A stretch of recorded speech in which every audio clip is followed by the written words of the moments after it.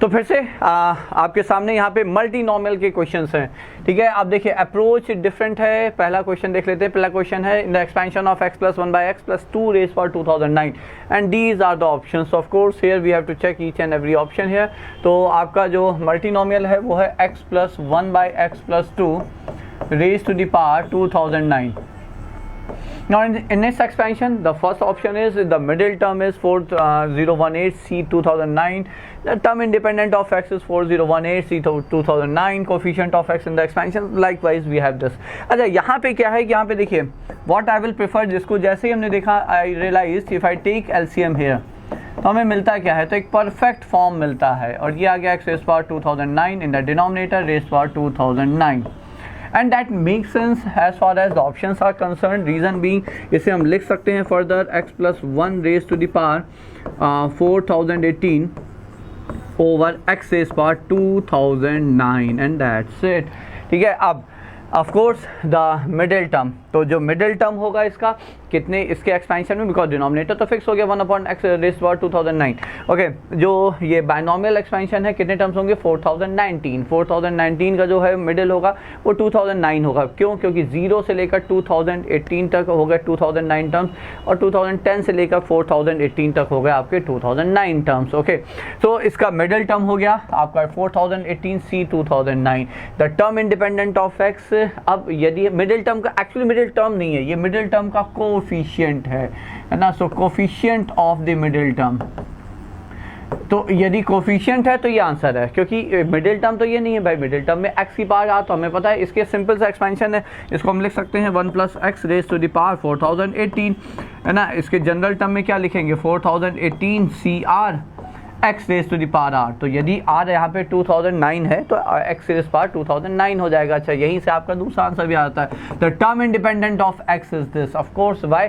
Because जब हम इसका मिडिल टर्म लिख रहे हैं तो वो क्या आएगा 4018 C 2009 x raise power 2009 divided by x raise power 2009. That will get cancelled and you will get the term which is independent of x here. Coefficient of x in the expansion is this x के expansion वाला, ठीक है. तो हमें चूंकि denominator में x raise power 2009 है तो ऊपर यदि हमें x चाहिए तो एक टर्म मतलब 2010 चाहिए. तो फिर से वही बात है 4018 CR x raise power r. तो r हमें कितना चाहिए 2010, तभी तो आपका 2009 से कैंसिल होकर ऊपर आपका x बचेगा. तो आंसर हो जाएगा coefficient is 4080. So that's correct. This CR correct. Coefficient of 1 by x in the expansion. Of course yes, जब न्यूमरेटर में पावर x रेज़ पावर 2008 रहेगा divide by x raise power 2009 you get 1 by x there. तो coefficient क्या हुआ 4018 C 2008. So all the 4 options are correct here.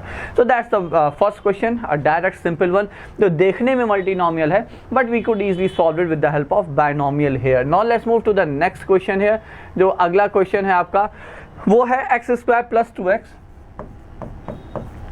Plus 2 raise to the power n, ठीक है. Now then in the trinomial I call it by multinomial expansion of this the coefficient. अब यहाँ पे भी आपको x² x³ x raise power 4 सारे के सारे टर्म के कोफिशिएंट्स को देखना होगा, ठीक है. अब इसका जनरल टर्म क्या होता है? जनरल टर्म हो जाएगा x raise power square x² raise power alpha. तो हम लिख लेंगे 2 alpha into 2x raise to the power beta into 2 raised to the power gamma general term into n factorial divided by alpha factorial into beta factorial into gamma factorial, where we know alpha plus beta plus gamma is nothing but n here, ठीक है. ये है आपका यहाँ पे general expansion, ठीक है, general term of this multinomial expansion. अब हमें यहाँ पे x चाहिए. देखिए x आने का एक ही तरीका है कि ये 0 हो जाए, अल्फा 0 हो जाए, एक चीज, बीटा 1 रहे तो गामा अपने आप n-1 हो जाएगा.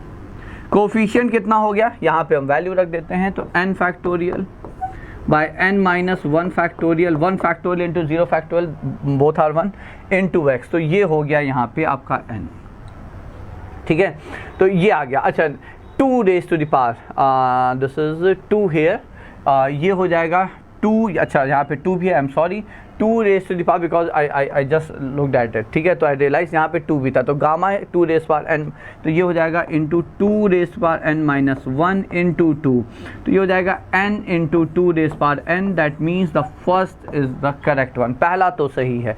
अब यदि हम एक्स स्क्वायर को देखते हैं तो एक्स स्क्वायर आएगा आपका, सो दिस इज लाइक, हमें पता है alpha plus beta plus gamma, ये है n, ठीक है, तो या बीटा 1 हो जाए, रादर अल्फा 1 हो जाए, बीटा 0 हो जाए, और फिर गामा को n-1 ही होना होगा, ठीक है, या दूसरा तरीका ये है कि भैया अल्फा 0 हो जाए, बीटा 2 हो जाए, और गामा हो जाएगा n-2। कोफिशिएंट क्या आया, तो देयरफॉर पहले केस में कोफिशिएंट हो जाएगा n factorial by n-1 factorial, alpha है 1 तो एक्स स्क्वायर, तो वहाँ से 2 नहीं है, बीटा है 0 तो ये हो जाएगा 2 raise power n-1 plus, okay.